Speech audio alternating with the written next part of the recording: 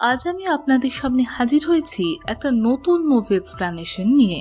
মুভির নাম secret magical world of ফেরিজ। মুভির শুরুতে আমরা আর্থার নামের একজনকে দেখতে পাই, যাকে নিজের স্টাডি রুমে কিছু রিসার্চ করতে দেখা যায়। আসলে আর্থার একটা বই লিখছে। তার বই কোনো সাধারণ টপিকের ওপরে নয়, এই বই ফেরিজদের ব্যাপারে। আর্থার বিশ্বাস করে সত্যি ফেরিজ হয়। ও নিজের জীবনের একটা বড় সময় ফেরিজদের খুঁজতেই কাটিয়ে গিয়েছে। আর যখন ও ফেরিজদের বিষয় সমস্ত রহস্য জানতে পেরে যায়, তখন ও ঠিক করে যে ওই সব কথা একটা বইতে লিপিবদ্ধ করবে। আর্থারের যখন এই বইটা শেষ হয়ে যায়, তখনও গবলিনের লিডার মুলগারাতের ব্যাপারে জানতে পারে। মুলগারাত খুবই খারাপ আর এই মুভির ভিলেন। ও ফেরিজদের ব্যবহার করে নিজের পাওয়ার বাড়ানোর চেষ্টা করে। আর্থার যখন এই ব্যাপার জানতে পারে, তখন ওর বই কি একটা বিশেষ প্রসিডিওরে পারফর্ম করে সুরক্ষিত রেখে দেয়, যাতে মুলগারাত ওর কাছে পৌঁছতে না পারে। এরপর আর্থার নিজেও কোথাও যেন উধাও হয়ে যায়। ও কোথায় গেছে এই কথা আজ পর্যন্ত কেউ জানে না। সময় পার হতে থাকে আর আমরা দেখি এই ঘটনা প্রায় ৮০ বছর পার হয়ে গেছে। একদিন আমরা দেখতে পাই হেলেন নামের একজন লেডি তার বাচ্চাদের সঙ্গে এই বাড়িতে থাকতে আসে, যেখানে আগে আর্থার থাকতো। আর্থার হেলেনের গ্র্যান্ডফাদার ছিল। এখন এই বাড়ি হেলেনের প্রপার্টি। ও ডিভোর্স হয়ে যাওয়ার পরও ঠিক করে যে এখানে শহর থেকে দূরে এসে বসবাস করবে, যাতে ওর জীবনের কিছুটা সময় শান্তিতে কাটাতে পারে। আমরা ওর মেয়ে হেলারি আর ওর দুই টুইন ছেলে সাইমন আর জ্যারেটকে দেখতে পাই। সাইমন আর হেলারি এখানে এসে খুব খুশি হয়েছিল, কিন্তু জ্যারেট উদাস ছিল, কারণ ওর বাবা মায়ের ডিভোর্স চাইতো না। ওরা যখন ঘরের ভিতরে আসে, তখন ওরা লক্ষ্য করে বাড়ির চারিদিকে নুনের গন্ডি কাটা আছে। জ্যারেট ওখানে একটা ফটো দেখতে পায় আর সাইমনকে বলে, এটা আমাদের গ্রেট গ্র্যান্ডফাদার। লোকে বলে উনি সবার থেকে একটু আলাদা ছিলেন। লোক তো আমাকে পাগল বলতো। তুমি একটা অদ্ভুত কিছু বই লিখছিলেন। জ্যারেট আলো বলে, আমি শুনেছি সে হঠাৎ একদিন নিরুদ্দেশ হয়ে যায়। এরপর ওনার মেয়েকে অর্থাৎ আমাদের গ্র্যান্ডমাদারকে সবাই পাগল বলতে শুরু করে, কারণ উনি বলতেন ওনার বাবাকে ফেরিজ তুলে নিয়ে গেছে। সাইমনের এইসব কিছু গল্প বলে মনে হয়। কিছুদিন কেটে যায় আর ওরা সবাই বাড়িতে সেটেল হওয়ার চেষ্টা করতে থাকে, কিন্তু ওরা সবাই নোটিস করে প্রত্যেক দিন ওদের কিছু না কিছু জিনিস হারিয়ে যাচ্ছে। বাড়ির সবার মনে হচ্ছিল এইসব জ্যারেট করছে, কারণ এই বাড়িতে এসেও খুশি ছিল না। কিন্তু জ্যারেট বলে ও ওদের যখন কিচেনে থাকে, তখন ওর মনে হয় দেয়ালের পিছনে কিছু আছে। দেওয়ালে নক করলেও অপর প্রান্ত থেকে নক করার আওয়াজ আসে। জ্যারেট ফিউরিয়াস হয়েছে।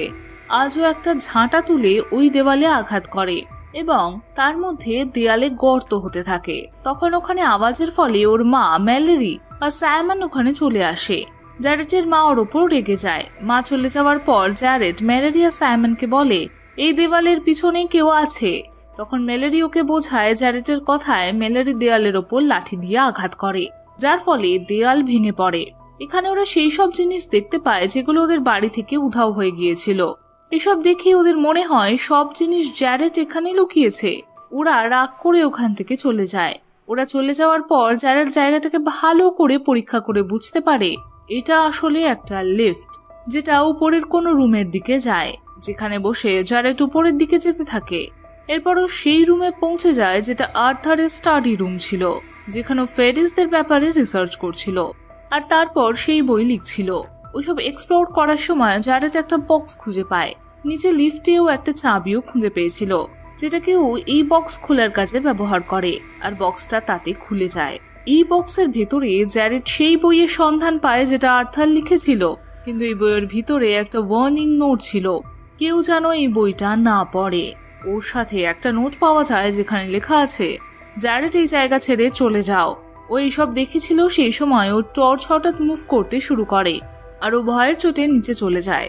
সাইমনের কাছে গিয়ে ও সব কথা বলে। সাইমন ওর কথা বিশ্বাস করে না। ও শোয়ার পর জ্যারেট একটা টর্চ নিয়ে ওই বইটা পড়তে শুরু করে।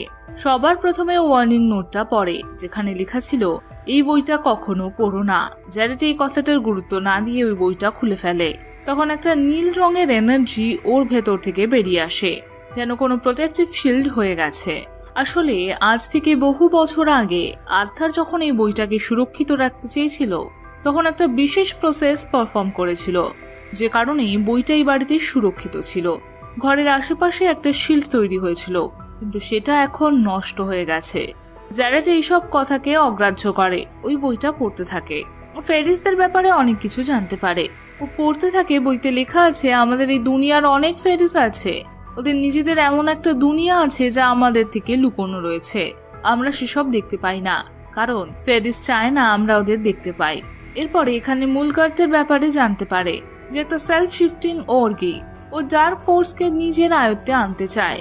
আর্থার আরও লিখেছে যে মুলগার্থ যখন ওর বইয়ের ব্যাপারে জানতে পারে তখন ওই বইটা নেওয়ার চেষ্টা করেছিল, কারণ এখানে ফেরিসদের ব্যাপারে অনেক ইনফরমেশন ছিল যা ও ব্যবহার করে ফেরিসদের উপর কবজা করতে চেয়েছিল।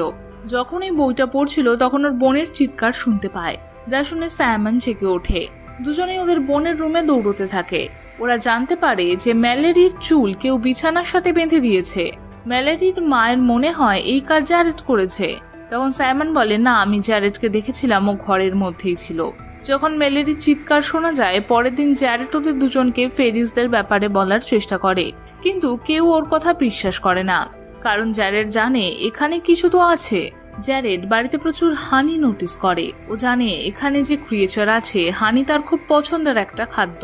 ও একটা জায়গায় কিছু ক্র্যাকার্সের সাথে হানি রেখে দেয়। তারপরও অনেকক্ষণ অপেক্ষা করে, কিন্তু কেউ সেখানে আসে না। এইসবের মধ্যে ওর চোখ লেগে যায়। যখন ও জেগে ওঠে তখন দেখতে পায় ওর ক্র্যাকার্সগুলো ওখান থেকে অদৃশ্য হয়ে গিয়েছিল। ওখানে ক্র্যাকার্সের কিছু টুকরো ছড়িয়ে ছিটিয়ে ছিল। সেগুলোকে অনুসরণ করে জ্যারেড সামনের দিকে এগিয়ে যায়। ওটা একটা অদ্ভুত ক্রিয়েচারকে দেখতে পায়। জ্যারেড ওকে দেখে ভয় পেয়ে যায়, আর ওই ক্রিয়েচারও জ্যারেডকে দেখে ভয় পেয়ে যায়। ওখান থেকে পালিয়ে গিয়ে কোথাও লুকিয়ে পড়ে। জ্যারেড আর ওকে দেখতে পাচ্ছিল না। জ্যারেড প্রমিস করে যে ওই ক্রিয়েচারকে কোনো রকম ক্ষতি করবে না।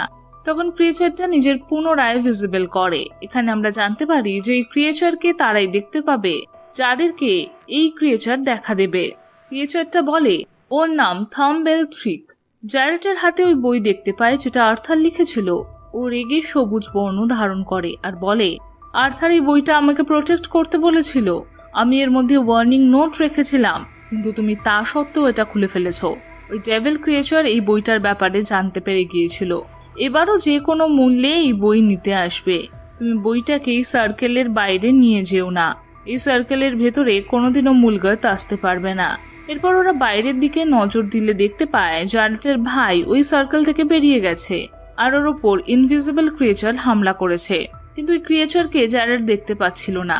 থাম্বেল ওকে একটা গোল্ড স্টোন দেয়। তাতেও দেখতে পায় কিছু গবলিনস ওর ভাইকে ধরে নিয়ে যাচ্ছে, আর জ্যারেড নিজের ভাইকে বাঁচানোর জন্য বেরিয়ে পড়ে। দৌড়তে দৌড়তে জ্যারেড ওই সার্কেলটা ক্রস করে যায়। ওই সার্কেলের বাইরে যেতে ওকে থাম্বনেল বারণ করে। ওর সঙ্গে ওই বইও ছিল, আর ও সেই জায়গায় পৌঁছে যায় যেখানে প্রচুর গবলিনস ছিল। ওরাই ওর ভাইকে আটকে রেখেছিল। ওখানে জ্যারেড আর গবলিনকে দেখতে পায় যে মুলগার্থকে মারতে চায়, কারণ মুলগার্থ ওই গবলিনের পুরো পরিবারকে মেরে ফেলেছিল। ওর নাম হুক। ও জ্যারেডের মুখের ওপর থুতু ছেটায়, যার ফলে ও স্টোন ছাড়াও সমস্ত গবলিনকে দেখতে পাচ্ছিল। এরপর সব গবলিন মুলগার্থকে আহ্বান করে। সে মাটির নিচ থেকে বেরিয়ে আসে, যাকে দেখতে একদম সাধারণ মানুষের মতোই লাগছিল। হুক তখন ওকে বলে যে রূপে তুমি ওকে দেখতে চাইবে ও তোমাকে সেই রূপেই ধরা দেবে। তার মানে ও যে কোনো রূপ ধারণ করতে সক্ষম। ও জ্যারেডের ভাইয়ের কাছে যায় আর ওকে বলে, আমাকে ওই বইটা দাও যেটা তোমার কাছে আছে। জ্যারেডের ভাই সাইমন বলে, আমার কাছে কোনো বই নেই। তাই যখন ওর কাছে ডাইরেক্ট খোঁজ করা হয় ওর কাছে কোনো বই পাওয়া যায় না, কিন্তু ওর পকেট থেকে একটা ফটো পাওয়া যায় যেটা ওর পুরো ফ্যামিলির ফটোগ্রাফ ছিল। মুলগার্থ ওকে বলে, তুমি যদি আমাকে ডায়েরি এনে না দাও তাহলে আমি তোমার পুরো ফ্যামিলিকে মেরে ফেলবো। এরপর ও সাইমনকে ছেড়ে দেয়। ওর চলে যাওয়ার পর গবলিনরা বলে, আমরা একটা ভুল করে ফেলেছি। ওর একটা টুইন ভাই আছে, ওর নাম জ্যারেড, আর ওই বই ও পেয়েছে। মুলগার্থ তখন বলে, যাও আমাকে ওর কাছে বই নিয়ে এসো। যদি তোমরা পেয়ে যাও তাহলে তোমরা সবাই ওর পুরো ফ্যামিলিকে মেরে ফেলো। জ্যারেডের সাথে সাইমনের দেখা হয়। সাইমন ওকে বলে, তুমি ওই ডায়েরি ওকে দিয়ে দাও, কারণ সাইমন চায় ফ্যামিলির যেন কোনো ক্ষতি না হয়।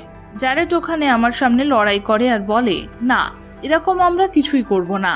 এইসবের মধ্যে অনেক গবলিনস ওখানে চলে আসে, যারা দুই ভাইয়ের ওপর হামলা করে। ওরা দুজন ওখান থেকে পালাতে পালাতে বাড়ির ওই সার্কেলের কাছে পৌঁছাতে থাকে। জ্যারেড সার্কেলের ভিতরে পৌঁছে গেলেও সাইমন বাইরে রয়ে যায়। জ্যারেড ওকে ভেতরে টেনে নিল। গবলিনরা ওর পায়ে কামড় দেয়। এরপর ওরা দেখে যে ওদের বোন সার্কেলের বাইরে রয়েছে। ওদের বোনের কাছে একটা তলোয়ার ছিল। যখন ওর ওপর হামলা করছিল তখন জ্যারেড ওর কাছে থাকা স্টোনটা ওর বোনকে দিয়ে দেয়। স্টোনের সাহায্যে এবার ও গার্লফ্রেন্ডদের দেখতে পাচ্ছে আর ও নিজের তলোয়ার দিয়ে সমস্ত গবলিনদের ওপর হামলা চালায়। এবার জ্যারেড নিজের বোনকেও সার্কেলের ভিতরে ঢুকিয়ে নেয়। এবার ওরা সুরক্ষিত ছিল। জ্যারেড ওর বোনকে বলে এই ডায়েরি আমাদের মুলগার্ডকে ফেরত দিয়ে দেওয়া উচিত। তখন ওখানে থাম্বনেল থিক চলে আসে আর বলে তোমরা যদি ওকে এই বই দিয়ে দাও তাহলেও তোমাদের মেরে ফেলবে। তাই সবাই সিদ্ধান্ত নেয় যে ওরা এই বইটা পুড়িয়ে ফেলবে। এরপর ওরা সবাই বইটা গবলিনদের চোখের সামনে জ্বালানোর চেষ্টা করে, কিন্তু এই বই আগুনে পড়ে না। তাই ওরা সিদ্ধান্ত নিয়েছে যে ওরা ওদের আন্টের কাছে চলে যাবে, যার মানসিক স্থিতি ঠিক নেই, কিন্তু ওরা সেই সার্কেল থেকে বাইরে বেরোতে পারবে না, কারণ এটা খুবই ঝুঁকিবহুল। তাই ওরা ওই বইটা তাদের নিজেদের জায়গায় গুছিয়ে রাখে এবং সেটা চাবি থাম্বেল ট্রিককে নিয়ে নেয়। এরপর জ্যারেড ওর বোনকে নিয়ে একটা গুপ্ত রাস্তা দিয়ে লুকিয়ে বাইরে বেরিয়ে আসে, কিন্তু বাইরে ওদেরকে গবলিন দেখে ফেলে আর গবলিনরা ওদের পিছু নেয়, কিন্তু ওরা পালাতে সক্ষম হয় আর ওদের আন্টের কাছে চলে আসে। ওদের আন্টের কাছে খুব সুন্দর সুন্দর ফেরিজ ছিল। আন্ট বলে আমি যখন ছোট ছিলাম তখন আমার ড্যাড এইসব ফেরিজদের ওপর রিসার্চ করতো। উনি সিক্রেট দুনিয়ার অনেক ক্রিয়েচার্সের ব্যাপারে জানতেন, এই কারণে উনি সমস্ত জিনিস একটা বইতে লিখেছিলেন। কিন্তু আমার বাবা একদিন বুঝতে পেরেছিলেন যে এটা যদি মুলগার্ডের হাতে পৌঁছয় তাহলেও খুবই পাওয়ারফুল হয়ে যাবে। এরপর মুলগার্ড পুরো দুনিয়ার ওপর শুধু হুকুম চালাবে। এই কারণে আমার ড্যাড আমাদের বাড়ির চারিদিকে এমন একটা বাউন্ডারি বানিয়েছিল যে বাউন্ডারির ভেতরে মুলগার্ড প্রবেশ করতে পারবে না। একদিন ভুল করে আমি বাউন্ডারি ক্রস করে ফেলি। গবলিনরা আমার উপর হামলা করে। আমার ড্যাড আমাকে বাঁচানোর জন্য সার্কেলের উল্টো দিক থেকে আসতে বাধ্য হন। তখন ওনাকে কিছু ফেরিজ ওখান থেকে তুলে নিয়ে যায়, কারণ ওরা চাইতো না যে ওদের সম্পর্কে কেউ কিছু লিখুক বা পুরো দুনিয়া ওদের সম্পর্কে জানতে পারুক। আমি সার্কেলের ভেতরে চলে এসেছিলাম, কিন্তু পরে আমি জঙ্গলে যাই আমার ড্যাডকে খুঁজতে, কিন্তু আমি তাকে কোথাও খুঁজে পাইনি। গবলিনরা আমার হাতকে আহত করে দিয়েছিল, কিন্তু আমি যখন পুলিশকে বলি যে গবলিনরা আমার ওপর আক্রমণ করেছে তখন ওরা আমার কোনো কথায় বিশ্বাস করে না, এমনকি আমাকে পাগল বলে। এই কারণে আমায় কিছু সময়ের জন্য মেন্টাল হসপিটালেও যেতে হয়। উনি বলেন আমি কখনোই বইটা পড়িনি, তাই আমার কোনো ক্ষতি কেউ করতে পারেনি, কিন্তু তোমার প্রাণ সংশয় হতে পারে কারণ তুমি এই বইটা পড়ে ফেলেছো। যদি তুমি নিজের প্রাণ আর তোমার ফ্যামিলিকে বাঁচাতে চাও তাহলে যে কোনো প্রকারে তোমাকে আর্থারকে খুঁজে বার করতে হবে, কারণ আর্থার এই বইটা ধ্বংস করতে পারে। জ্যারেড বলে উনি তো 120 বছর আগে নিরুদ্দেশ হয়ে গিয়েছিলেন, এতদিনে তো উনি মারা গেছেন। ওদের আন্ট বলে না, উনি এখনো বেঁচে আছেন, কারণ উনি পরীদের জগতে আছেন। পরীদের জগতে এত তাড়াতাড়ি কেউ মারা যায় না। ওরা যখন কথা বলছিল তখন জানলা দিয়ে একটা গবলিন চলে আসে আর ও জ্যারেটের হাত থেকে বইটা ছিনিয়ে নেওয়ার চেষ্টা করে।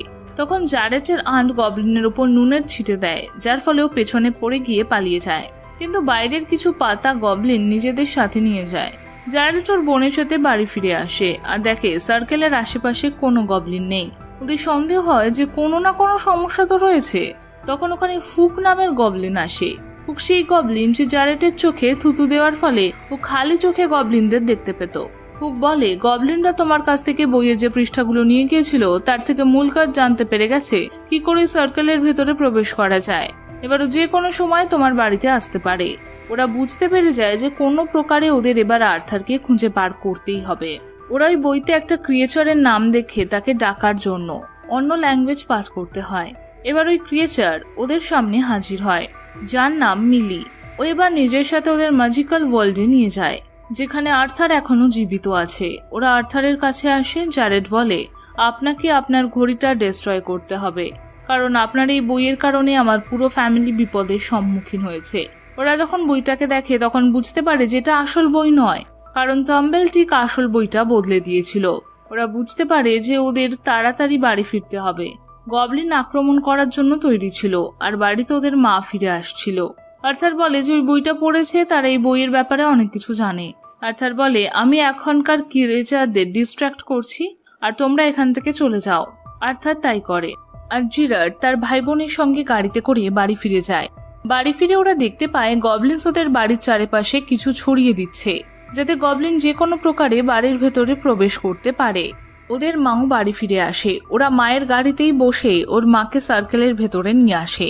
ওরা এবার ওদের মাকেও গবলিনদের দেখায় আর বলে ওদের ওপর আক্রমণ হবে, তাই ওরা বাড়ির চারিদিকে নুন ছড়িয়ে দেয়।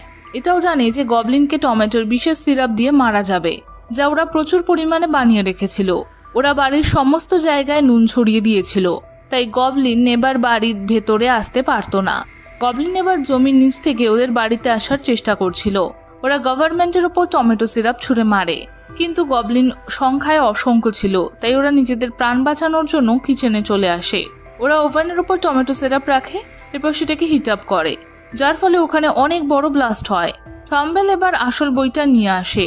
ওদের দরজায় কেউ নক করে। এবার ওরা গিয়ে দেখে দরজায় অন্য কেউ নয়, জেরেটের বাবা এসেছে। বাড়িতে এসে উনি জিজ্ঞাসা করেন এখানে সব কি হচ্ছে। জেরেটের বাবাকে বলে, তুমি আগে বলো যে তুমি এখানে কি কথা বলতে এসেছো। জেরেটকে ওর বাবা বলে, আমি তোমাকে বলতে চেয়েছিলাম যে আমি তোমাকে খুব ভালোবাসি। আর জেরেট ওর বাবার বুকে ছুরি দিয়ে আঘাত করে, কারণ ও বুঝে গিয়েছিল যে আসলে এটা ওর বাবা নয়, এটা মুলগারাত। মুলগারাত এবার ওর নিজের আসল রূপে ফিরে আসে। জেরেট ওই বইটা নিয়ে লিফটে করে উপরে যাওয়ার চেষ্টা করে, কিন্তু মুলগারাত এবার সাপের রূপ ধারণ করে ওর পিছু নেয়। জেরেট ছাদের উপর পৌঁছে যায়, ও ওখান থেকে প্রায় পড়েই যাচ্ছিল। তখন ওর সামনে হুককে দেখতে পায়। বইটাকে ও নিচে ফেলে দেয়। বইটা মাটিতে পড়ার আগে মুলগারাত একটা পাখি হয়ে বইটাকে ধরে ফেলে। ওখান থেকে বেরিয়ে যাচ্ছিল, এই সময় হুক ওদের ধরে নেয় আর খেয়ে ফেলে, কারণ হুক খাদ্য হিসেবে পাখি খুব পছন্দ করত, কারণ ও শুধু পাখিদেরই খেত। এইভাবে মুলগারাত মারা পড়ে, আর হুক নিজের ফ্যামিলির প্রতি হওয়া অন্যায়ের বদলা নেয়। এবার সবকিছু ঠিক হয়ে যায়। এবার ওরা সবাই ওর আন্টকে বাড়িতে নিয়ে আসে, যাকে সবাই পাগল ভাবত। আর্থারও এবার ফিরে আসে।